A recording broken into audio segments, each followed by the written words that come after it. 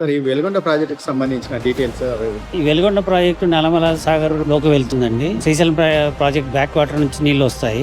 ఈ 2 టన్నల్స్ ఉన్నాయండి. ఇవి ఒకటి మనం ప్రస్తుతం నిలవన్నది టన్నల్ 2. దీని పక్కన ఒక 100 మీటర్ల ప్యారలల్ గా టన్నల్ 1 రన్ అవుతుందండి.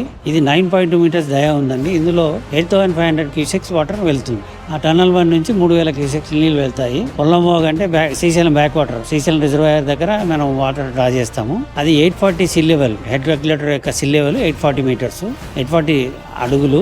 840 దగ్గర వాటర్ డ్రా చేసేసి నల్లమల సాగర్ లో స్టోర్ చేస్తాము.